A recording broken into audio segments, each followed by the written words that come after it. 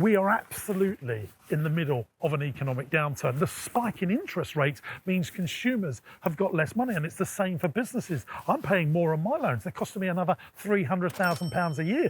So that means I'm making efficiencies, and so's everyone else. But there are a few smart business owners that are getting through this recession. They're choosing not to participate in the recession. I think I'll expand my way out of the problem. Well, in this video, it's a day in the life. It's everything that I get up to in my businesses. Hopefully you can swipe and deploy some nuggets to help grow your business. I'm building this at the moment, so I really am expanding. What is it? You're going to find out in this video. I've just got here to Lee Valley Animal Adventure Park. Now, this is a visitor attraction, farm zoo that we bought 3 years ago. We took it over from a local authority. It was losing horrific amounts of money when we bought it. And so we had to come up with a plan to turn that around. We was going to do lots of capital expenditure, which we're well in the process of doing. Capital expenditure is spending money on capital items, which you do in leisure attractions like new play areas, new rides, build a hotel, whatever. And that new capital expenditure should get you lots of new customers, thus bringing you in more revenue, thus getting rid of the loss. So this is what happened. Year one, we done basic marketing. No one had ever marketed this place, and lockdown savings meant that we made plenty of cash in year one. Year two, we started to lose money again because we hadn't put our full capital expenditure program in place, because you have to wait for the planning permission, which takes way too long in this country. Just a little gripe of mine. If anyone from government's watching, sort the planning permission out. You can get the economy going more then. So we've now started doing that, new play areas, crazy golf course, and something I'm very excited about, which I'm going to show you in a moment. So we've done all that, done the marketing, and we're now back into year three, and we're starting to make a profit. But these places in the winter hemorrhage cash. So you've got this peaks and troughs thing with a leisure attraction. You're making lots of money in the peaks, summertime, and then lose money in the troughs. And you want to make sure your peak is bigger than your trough, so that by the year end you've made some money. Now there are some things you can do. We're doing a big Santa Claus experience like we do at Marsh Farm. That's going very well. Lost money in year one, year two broke even. This is year three, and we're seeing the ticket sales, and it should start to make money. This is the closed shop. Let me show you outside, and you'll get an idea of just how desolate these places can be over the winter. Oh, just noticed this actually. Rossi Sweets, sell our own sweets, do all of our own printing in-house. We printed this all in-house. Regular viewers, you'll understand. Right, come on, let's have a look. So this is what a closed visitor attraction looks like. We're getting ready for Christmas. Obviously, as you can see, the trees. You can see that dumper there and that digger there. Well, there's a big digger up there as well. But this digger here has been part of the process of building a brand new lemur enclosure, which I really want to get open for Easter. We built a wallaby enclosure here. We've got the meerkat enclosure. But you see, you've got this massive place, huge, great whacking place that costs so much money to run. Certainly when you lost money last year, watch you don't die there, chance on the digger. When you lost money last year, even if you make money this year, you're then back on zero. So these things really take years to build up. We've also built these brand new buildings and enclosures. Sorry, not enclosures, buildings. I don't know what we call wooden buildings. That's what we've built here, so that we've got more undercover space, because although this location is beautiful, there's hardly any undercover space like we've got at Marsh Farm. So we've had to create that. But these have them two buildings there, 100 grand, crazy golf course, more play areas, more rides, stage. I want to come and show you this lemur enclosure. Come on. So this gang, which looks like a collection of giant chopsticks sticking up through the mud, is one of our big new projects for Lee Valley Animal Adventure Park. This wobbly Robinia wood is going to be a giant walk-through lemur enclosure. I just cannot wait to get this open for April. We're going to put a brand new entrance without dying here. We're going to put a brand new entrance so that people walk in through this way through the park and walk through this beautiful lemur enclosure before they see the rest of the animals and then all the leisure attractions at the end of the visit. So we're getting some lemurs from another zoo, and they've got a small enclosures. So they're going to come to this massive enclosure here that our customers are going to get to walk through. I just want to do innovative stuff, because if you don't innovate, you're going to evaporate. And this is what I'm trying to do with this product. You know, we were losing money. What can we do? We expand our way through the problem, new play areas, new golf, and this amazing lemur enclosure that have this big tree line here. They're more established trees there. Obviously, there's going to be netting around all those posts. Otherwise, we'll have lemurs popping into the underground. When we've done things over the years and built things, we always try to think outside the box, like what else can we do to make the running of the parks better? So we put a new service entrance in here so we can get stuff to this side of the park much easier. We're going to put a new admissions walkway in here, so they're going to walk through all these trees, because in that earlier shot that we was in the shop, that's the entrance and the exit, so you've got customers walking all over each other. And that's the things that we're trying to do in our business, always drive and have constant improvements. Even though all of this costs a lot of money, what does it cost? Well, let me just show you what it's going to look like when it's finished. I'll just put over my face now a picture of the lemur enclosure artist impression. That there, by the time it's finished, is going to cost around £250,000. Plus, once we put all these roadways and emission huts in, that's another £200,000. So you can see another 450k come into here. So you've got to make sure you get more customers in, do better marketing, so that you're going to pay for all this stuff over a period of 4 or 5 years. And then slowly and slowly you build the foundations and you've got a profitable visitor attraction. Lots of visitor attractions don't make money, and so it's really important that we do all the right stuff to make sure it does make money. So you've got to be very careful on your investments. We try and do everything as in-house as possible. That's why I always go on about doing our printing in-house. That used to cost us 150 grand. Now it costs us about 60 grand. Big savings. Plus that 60 grand's worth a lot more money because we're getting better value for money. All those little nifty tricks that I've got up my sleeve to grow our business. If you just joined me here on the YouTube channel, you'll know earlier this year I bought a hotel, and we've been going through a process of refurbing loads of rooms that were just sitting there empty. Lots of them were just used as storage, including this one. The doors were grotty, the rooms were grotty, the bathrooms were disgusting, so we're going through a process of getting the great Gary, our new in-house maintenance person here at the hotel, turning everything around. I wanted new doors. So this one here we're sort of refurbishing. Let me just try and work out the key here again. That's been done. So we're inside the room now, we've painted it, it's going to look lovely.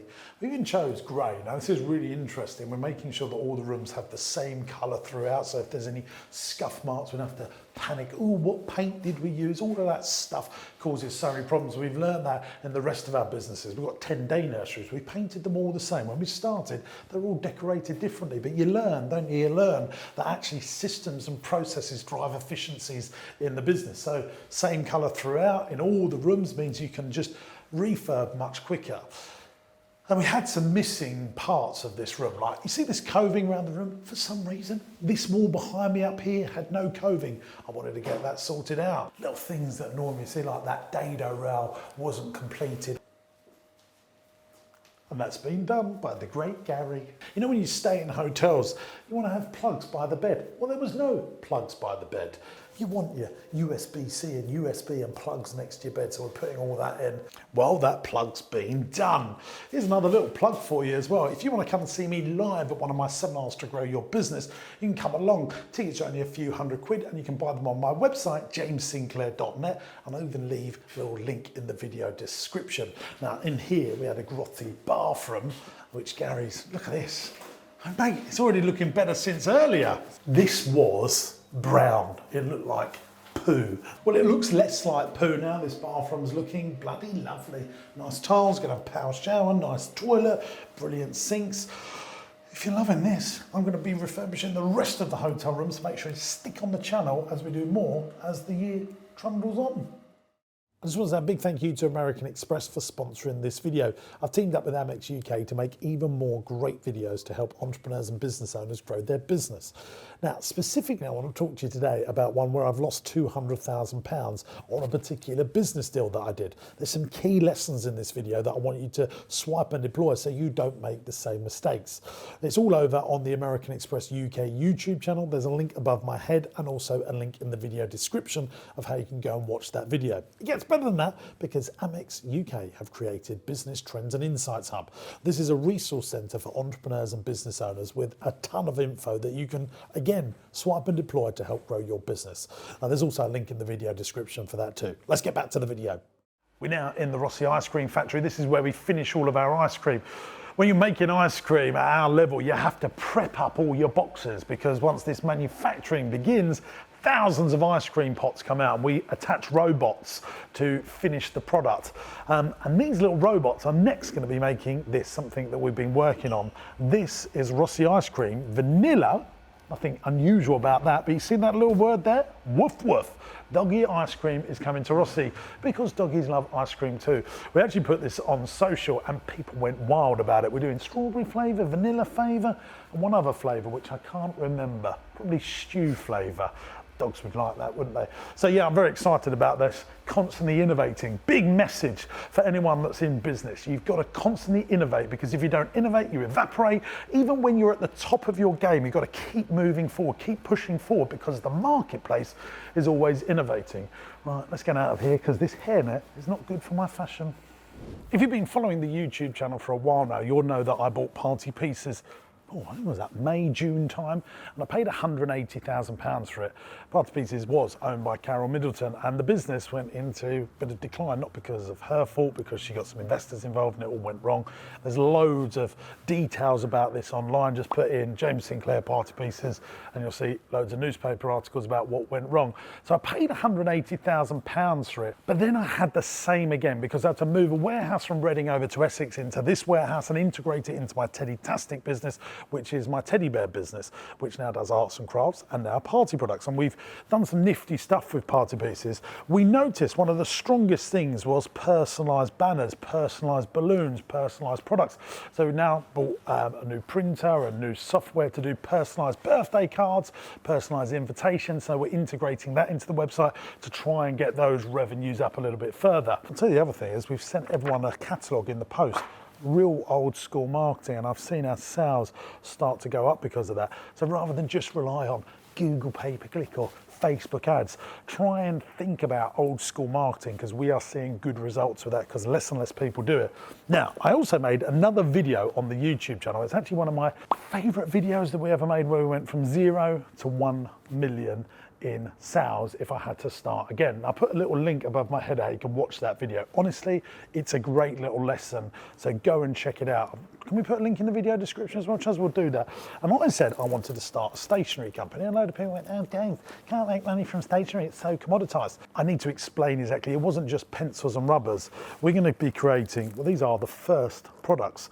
We're going to do pencil cases, sports bottles that are highly sensory, like this, that kids like. We're doing all the stickers to go with it. We've created this new brand, Fabadusa. I'm taking it to a big exhibition show next week in the NEC. If you come with me, these samples have just arrived from an airplane. We've actually flew these in, which is very expensive. I don't advise anyone to do it. You see, look, we do this, look, this brand is going on, our pictures of our boxes. Anyone that's a business owner that's developed and made something, there's something weird about it. Having the boxes having your brand on is actually more exciting than actually making the product. I don't know what it is. Maybe you can relate to that if you're an entrepreneur or business owner. But yeah, these samples are coming with me to the NEC next week, where I'm going to be showcasing the stuff, and we're going to see if we can get even more customers. We've already got some pre-sales. It's very exciting.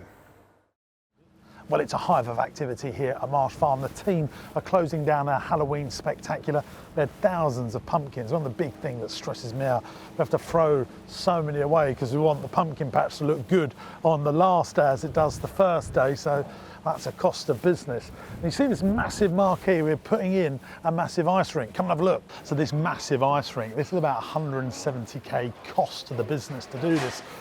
And that's a hire fee. You're going to hire this massive marquee, this huge expensive flooring that can take the weight. Then you've got all the generators and all the fuel to keep that ice rink going.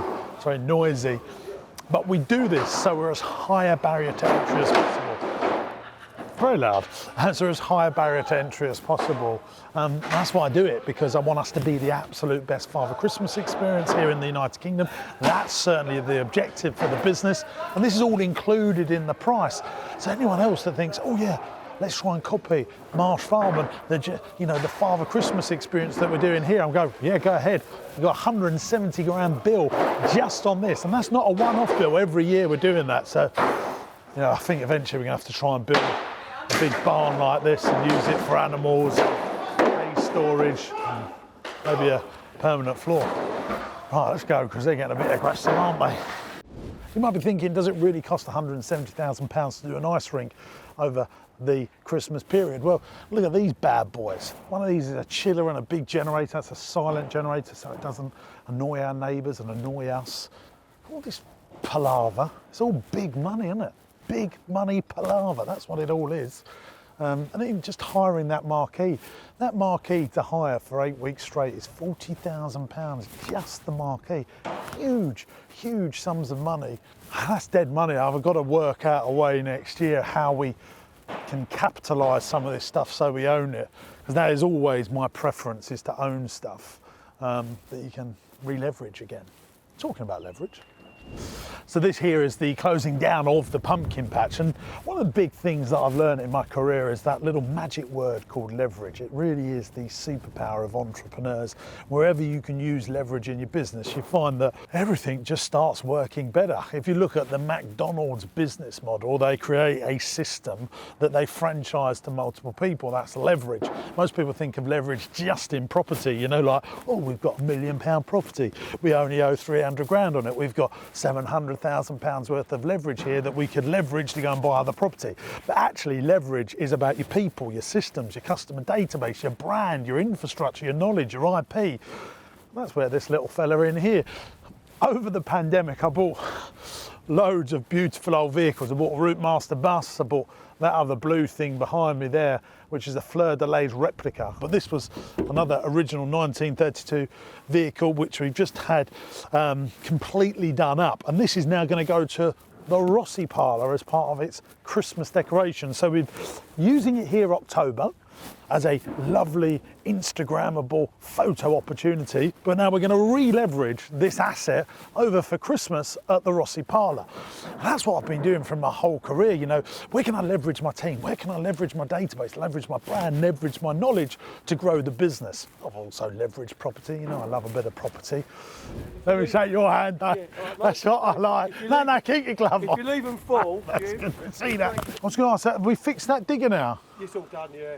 It was the head gasket? Yeah, definitely, yeah. So that's the digger there. We just had to pay a couple of grand to get that repaired, and a couple of grand before that. We always try and own our own stuff, but it's the unexpected cost when running a business. You know, these things, that's why I think sales before operations is so important. We're always getting as many sales so that you can pay for all these unexpected costs and keep the business going. And then make sure you find people like Digger Dave. That's Dave there, he drives that digger. That's why I call him Digger Dave. You know, he's looking after you. You know, he said, James, I'll get the digger in these skips and I'll crush them all down so that we get, you know, more bang for our buck. And he really cares. And the way he talks about the digger, about keeping it repaired and looked after to keep saving us money, that frugal mindset, I try and instill that into our teams as much as possible. One of the big cultural rules is be frugal on costs so we can be generous on investment. We look after our equipment, we can then go and buy a roller that makes the job easier, or we can buy our own marquee that eventually over a period of years makes the business more profitable. That's the mindset really. Be frugal on costs so you can be generous on investment. Right, let's go.